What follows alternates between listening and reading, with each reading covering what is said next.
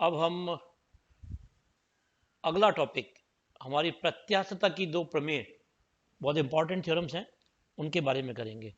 एक प्रतिबल से रिलेटेड है और दूसरी विकृति से रिलेटेड है। प्रतिबल मतलब स्ट्रेस से रिलेटेड और दूसरी स्ट्रेन से रिलेटेड।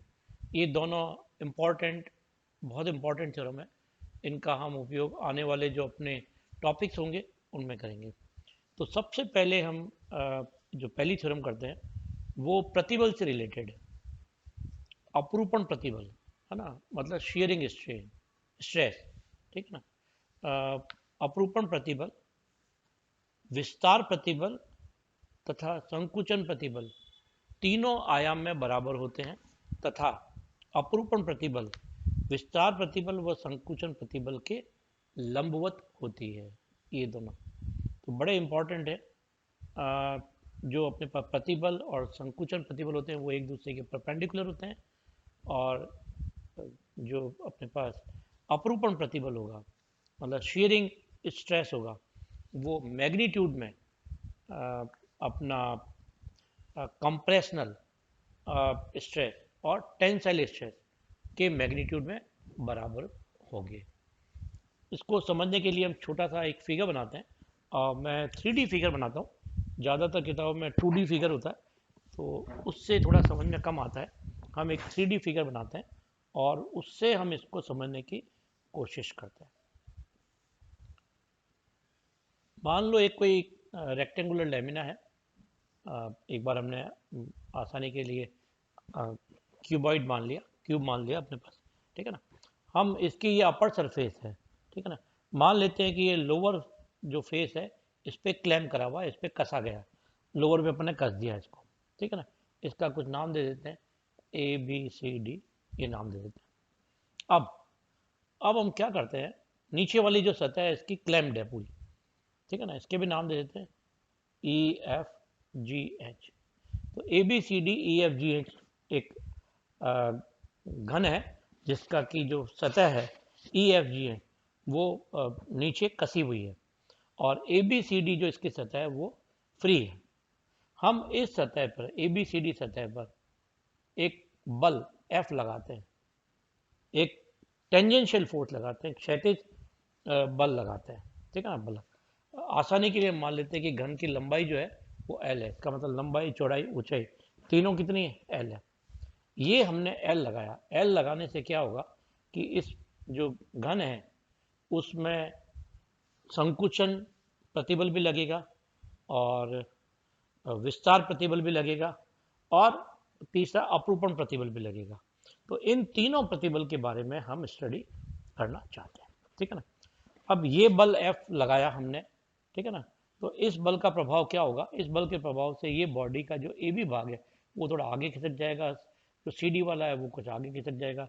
इस घन में कुछ विकृति आ जाएगी, उसके आगे बढ़ जाएगी। हम उस पर अभी फोकस न करके हम देखते हैं कि ये जो बल F लगा है वो इसके सभी साइड के ऊपर F लग रहा है।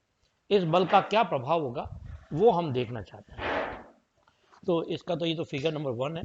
इसका फिगर 2 में हम ये वाला भाग ले लेते हैं, सामने वाला जो सतह है वो लग देते हैं। कौन सा है ये, ADFE। इसके ऊपर हमने यहाँ पर F बल लगाया है, F बल यहाँ लगा, ठीक है ना। इस क्रिया F बल के कारण क्या होगा, यहाँ पर प्रतिक्रिया लगेगी, प्रतिक्रियात्मक F बल लगेगा। ये क्रिया है, ये प्रतिक्रिया है। अब ये दोनों बल आयाम में बराबर एक दूसरे के लंबवत हैं, एक दूसरे के अपोजिट है, और एक दूसरे के बीच में, इन दोनों के बीच में लंबवत दूरी भी है, इसलिए ये एक बल आघूर्ण का निर्माण करेंगे। ये बल आघूर्ण इस बॉडी को घुमाने का काम करेगा, मगर हम जानते हैं कि ये बॉडी मुड़ करके रुक गई है, ठीक है ना, मुड़ करके रुक गई है। इसका मतलब है कि यहाँ पे जो बल आघूर्ण लग रहा है उसके विपरीत में कोई एक बल आघूर्ण और लग रहा है। तो ये तो क्रिया है, ये प्रतिक्रिया है, ये दोनों बल आघूर्ण है। इसका जो प्रतिक्रियात्मक बल आघूर्ण है वो इस तरीके से क्रिएट हो रहा है। ये भी आयाम में F है, ये भी आयाम में F। अब देखते हैं हम इनके ऊपर क्या प्रभाव पड़ रहा है। ये F और ये F, इनको मैं थोड़ा सा आगे ले जाता हूँ। ये बल हो गया F, ये वाला बल, और ये वाला बल हो गया F। ये वाला F बल को मैं थोड़ा आगे दिखा देता हूँ और इस वाले बल को मैं आगे दिखा देता हूँ। ये F आ रहा है ये वाला, और ये F बल आ रहा है ये वाला। ये F और ये F मिल करके क्या करेंगे, यहाँ पे दोनों ये और ये मिल करके एक परिणामी बल बनाएंगे F√2 अंदर की तरफ। ये F और ये F मिल करके एक नेट बल बनाएंगे F√2 अंदर की तरफ। ये F बल और ये F बल मिल करके एक परिणामी बल बनाएंगे F√2 बाहर की ओर। ये F और ये F मिल करके एक बाहर की तरफ बल बनाएंगे F√2। हमने केवल एक बल F लगाया था, उस F बल का परिणाम ये हुआ कि यहाँ पर F√2 और F√2 बल इसको क्या कर रहे हैं, संकुचन कर रहे हैं। संकुचन मतलब कंप्रेशन कर रहे हैं। इसका मतलब जो ये बल होगा ये कंप्रेशन वाला होगा। ये F√2 और जो ये F√2 बल है ये मिलकर इसको क्या कर रहे हैं, एक्सटेंशन कर रहे हैं। तो इसके एक्सटेंशन से क्या होगा कि अगर हम यहाँ पे सतह बनाएं तो इस सतह के ऊपर तो बल लग रहा है कंप्रेशन वाला F√2 अंदर की तरफ, और अगर मैं इस सतह की बात करूं, ये वाली सतह की बात करूं, तो इस पर बल लग रहा है ये बाहर की ओर। ये इसको एक्सटेंशन कर रहा है, ये तनन कर रहा है, और ये इसको क्या कर रहा है, संकुचन कर रहा है। ये बेसिकली हमारे पास सिचुएशन है। अब हमें निकालना क्या है, निकालना हमें प्रतिबल। प्रतिबल क्या है, तो प्रतिबल में अगर मैं पहले वाला करूं कि जो हमारे पास अपरूपण विकृति थी, अपरूपण जो प्रतिबल था उसका मान कितना था, तो अपरूपण प्रतिबल कितना हो गया, अपरूपण प्रतिबल मतलब शेयरिंग स्ट्रेस, ठीक है ना, बराबर फोर्स अपॉन एरिया। फोर्स कितना है F, और एरिया कितना है ABCD। ABCD कितना है L²। ये तो इक्वेशन नंबर हो गई इसका। अब हम देखते हैं बाकी के दो जो बल हैं हमारे पास, कौन कौन से। एक तो है ये तनन बल और एक है संकुचन बल। इनका प्रतिबल कितना है, तो हम नेक्स्ट निकालते हैं तनन प्रतिबल, एक्सटेंशन स्ट्रेस, फैलाने वाली। हम देख रहे हैं कि जो फैलाने वाली जो प्रतिबल है वो ये सरफेस पे काम करती है।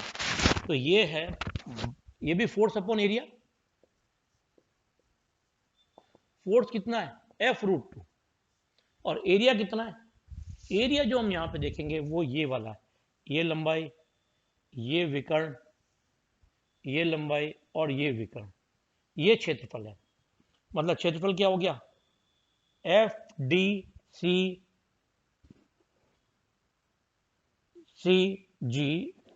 ये एरिया हो गया। तो ये है एरिया FDCG। अगर हम देखें इसका एरिया देखें तो ये लंबाई है, ये चौड़ाई है, ये चौड़ाई कितनी है, ये है L, ये है L, तो ये बन जाएगा L√2।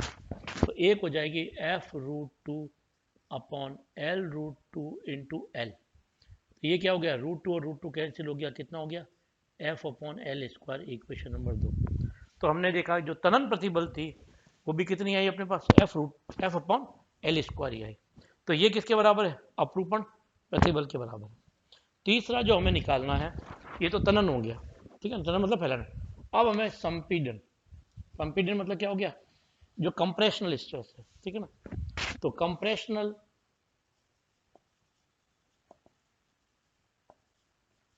स्ट्रेस, ठीक है ना, ये कितनी है, ये भी बल अपॉन क्षेत्रफल। बल कितना है, बल यहाँ पे जो बल लग रहा है ये कितना आ रहा है, जो इसके बराबर है, तो ये कितना है F√2। और एरिया कौन सा आएगा, एरिया ये आएगा ABHE।